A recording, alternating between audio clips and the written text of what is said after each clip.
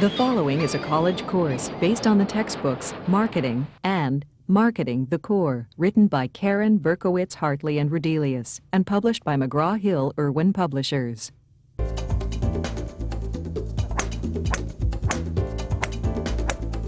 This pro is one of many who help promote TaylorMade Adidas Golf worldwide by using its equipment on tour. TaylorMade is an international business that makes golf clubs and other products and distributes them to a culturally diverse marketplace. To become and stay competitive globally, a firm needs to have a great product and a marketing program that recognizes similarities and differences in culture and customs.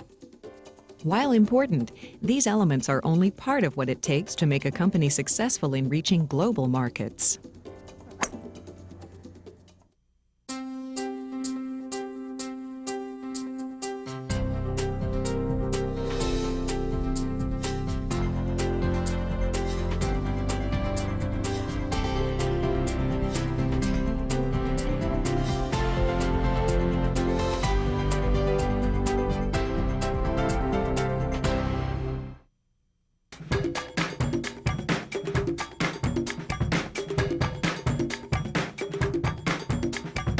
In today's global marketplace, in order for a company to stay competitive, it needs to look beyond its own borders. The growth of global markets has resulted in many companies seeking to explore new territories.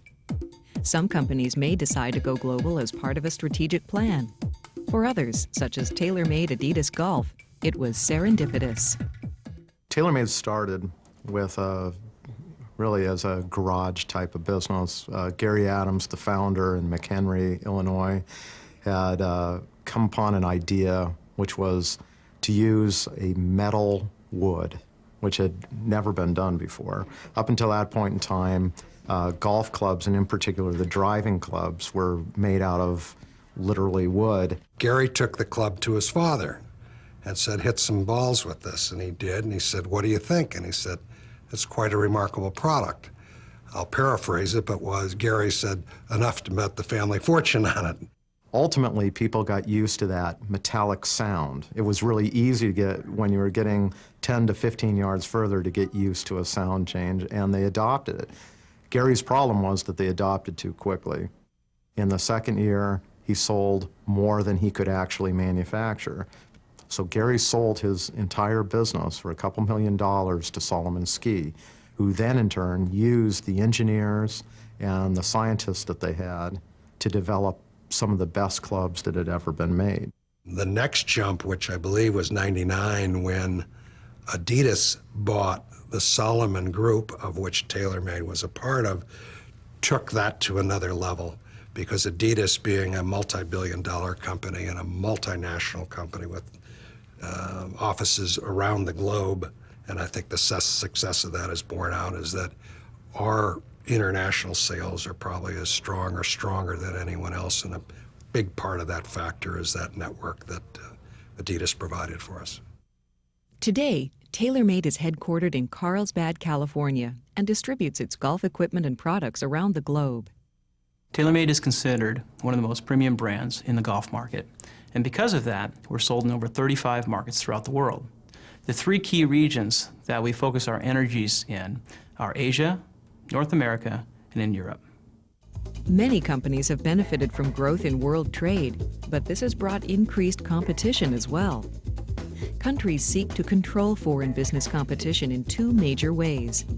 They can put a tariff or tax on certain goods entering the country, which raises the price and makes them more expensive to buy. Or they can impose a quota on the product, which restricts the amount of product allowed to enter or leave the country. Both practices give advantages to domestically made products. The use of tariffs and quotas has a limited effect on TaylorMade.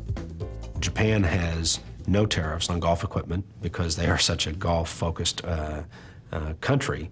Korea, on the other hand, has as much as 70% tariffs on golf equipment. In the case of apparel, we do have issues. For instance, when product comes in from China, apparel product, we cannot just turn around and ship it to Canada because Canada has quota issues. We cannot just ship it to Mexico. So we have to take that all into consideration when we're creating a product.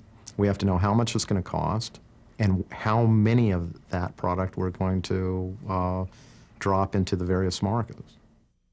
Restrictions such as quotas and tariffs can be considered forms of economic protectionism. This involves shielding or protecting one or more industries within a country from foreign competition. An example of this would be high tariffs on Japanese luxury cars to help the U.S. auto industry. Protectionism is in those instances where countries have specialized or have a dominance in a particular category. And what you want to do is you want to maintain your leverage throughout the globe with that particular product. So protectionism is when a country is making a decision to protect, in the United States, say the steel industry or the apparel industry or some of these other industries from attack from the outside. The major industrialized nations formed the World Trade Organization, or WTO, to help ease restrictions and resolve disputes. What the World Trade Organization does is it provides a forum for people to argue about the disputes, and to bring their case before a larger forum to argue when people think that they're being treated unfairly. Global companies such as TaylorMade must constantly scan the environment for those factors that will affect their future success. For example, cultural differences can undermine a promotion in a foreign country, even though it worked well domestically. To launch a successful worldwide marketing campaign, managers need to understand the different cultures of the territories they hope to enter. To this end, they often perform a cross-cultural analysis, which is a study of the similarities and differences of consumers in different countries and societies. Because we're a global company, we're constantly evaluating the differences in cultures across the different regions. And in doing so, we focus on things like market research. We spend a great deal of time working with each of the local markets in their different offices. We spend a lot of time doing market trips, and we also spend a great deal of time doing global strategic planning within each of the markets. Many factors are considered in a cross-cultural analysis, including a country's values, its accepted principles or standards, such as cows being sacred to some in India. Managers must also consider the customs of a country, which are the normal and expected ways people do things. Well, we definitely look at the values of the societies. And I would say the best example I can give you right now is Japan and Korea. Just even the way the two cultures will portray wealth is very different. In Japan, golf is still a status symbol to some extent, but it's a much higher status symbol in Korea than it is in Japan. So where we do very high-end golf clubs in Japan, maybe with stainless steel accents or kind of a brushed aluminum, kind of a silvery accent, in Korea, it's definitely gold. And in many cases, it's not fake gold, it's real gold. And a set of golf clubs that maybe would sell in Japan, there'd be a demand for a set at, say, $15,000. Sometimes in Korea it can be $50,000. So there's a lot of things that are going on there culturally that are kind of hard to understand at first, but interesting to learn. You cannot approach a market without really wanting to understand the people and what their value systems are and what their art is and their architecture and their music. What are the things that are driving people? What are the things that are offending people? Customs do not translate across borders necessarily, and so you have to be very sensitive to that. The way that I'm going to approach a consumer in Japan would be entirely different than the way that I would be communicating with somebody from Canada or in Europe or in Mexico. Another purpose for cross-cultural analysis is to identify cultural symbols within a foreign market. Different cultures associate different meanings to things, and knowing what they symbolize can help divert a marketing disaster. Certain things, like the number 13 in the United States, we know this to be an unlucky number, or in some cases, people think it's a lucky number. The same could be said for Japan. So their number is 4. If you go into Japan, you're not going to find 4 on the elevator buttons. People are going to be avoiding these types of things. To name your product 4 would be a bit of a disaster. To name your product 13 in the United States might also be a disaster. So you have to be sensitive to these types of things. Your best sources of information are going to come from the people that live there. When you're striving for consistency in a brand presentation, it's very important that the images do not change that much. The symbols always remain the same as far as they apply to the brand. Where there may be differences considered is especially in color. Some colors are very offensive or not as impactful to one region as opposed to another. When we named our putter division Rosa, we looked at a whole bunch of different things that we wanted to name it, and it had negative effect in some areas. Or Rosa in Italian is red, which is what we wanted, but Rosa in Spanish is pink, and that doesn't quite resonate with the same passion. Along with avoiding the wrong cultural symbols in a promotion, marketers need to be aware of the different languages, their subtleties and idioms. In order to avoid inadvertent meanings, copywriters often use the process of back translation, in which a translated word or phrase is retranslated back into the original language by a different interpreter.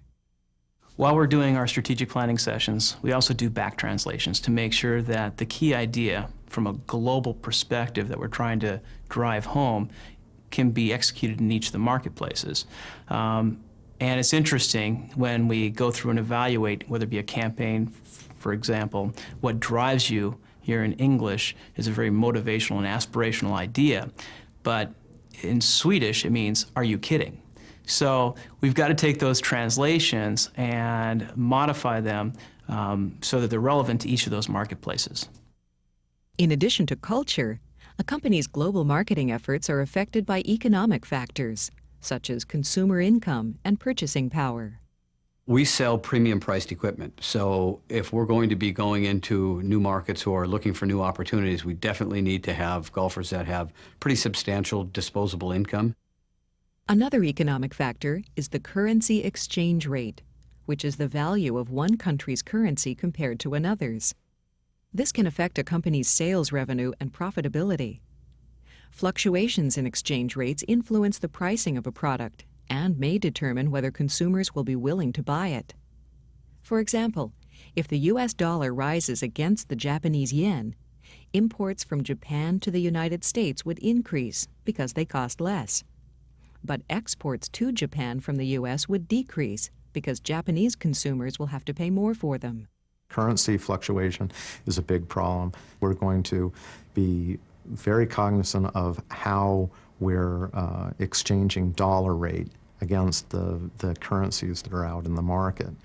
But we buy and sell in dollars, and therefore a plummeting in the dollar, on the one hand, creates great price-value relationship in places like Europe and in Japan. But in the United States market, it creates all sorts of problems, because now when we're making a price decision and we're seeking profitability and margin, it can play all sorts of havoc on us. When scanning global markets, managers must also consider each country's political climate. Trade between countries and regions can be affected by political instability. Political stability in a marketplace is critical for long-term sustainable growth. It's critical that each of the markets that we go into have that in order for us to be able to invest in infrastructure and marketing and business efforts for long-term success. Regulatory forces are another factor that can affect global business. Rules that govern business practices within a country can restrict or prohibit trade with outsiders.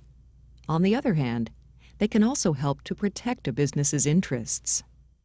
Well, a lot of our technology is patented, and so because of that, we do have protection. Obviously, you continue to have some issues in certain areas of the world where intellectual property is not protected that well. But one of the things that's happened in our industry is where they used to be able to replicate it or knock off our products now have become so technically sophisticated that even the knockoff artist cannot knock off our products to any great degree of quality. The only real issue we have to deal with now are stolen products. And our security levels are so high with cameras and security guards at each of our plants that that has become really a non-issue as well. So we've been able to protect our intellectual property quite well through a variety of means. A country's political stability and its infrastructure and its regulations is going to be an important consideration on whether you want to even bother entering into the market. A lot of countries will require that you create a subsidiary that's partially owned by the government of that country or by individuals within the country. And so you have to think long and hard about how important that market is.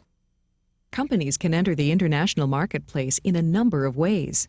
For instance, through exporting. A firm produces goods in one country to sell them in another. Through licensing, a company gives another firm the right to produce or sell its product abroad in return for a royalty or fee. A variation on licensing would be franchising, which is a contract to use a company's established brand name and business processes to sell products or services. An example of this would be a fast food chain. Companies can also become global by creating a joint venture, when a foreign firm and a local firm join together to create a new local business and share in its management and profits. Finally, a firm can make a direct investment by investing in or owning a subsidiary or division in a foreign country.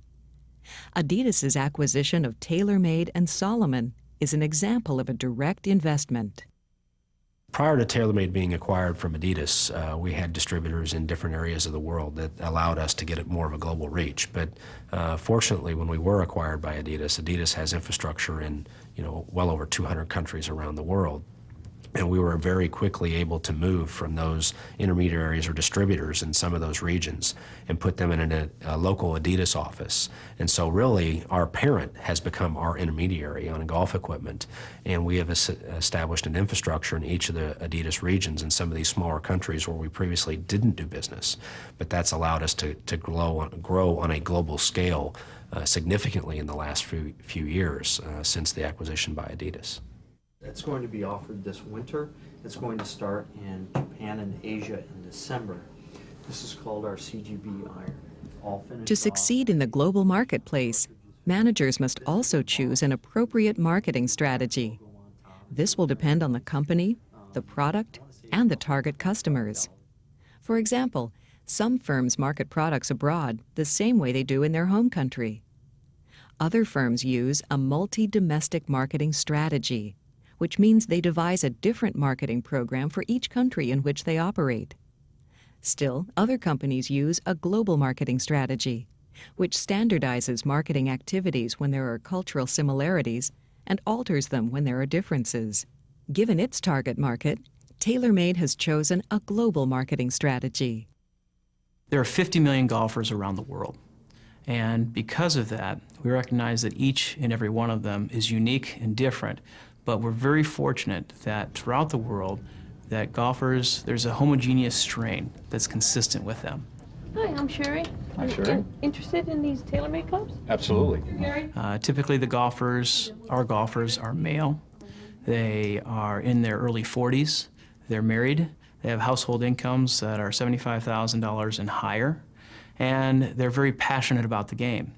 What's interesting about this golfer is that whether you're Scottish or English or Spanish or Japanese or Korean or a U.S. citizen, each and every one is participating in a game that transcends all of those cultures and all of those languages.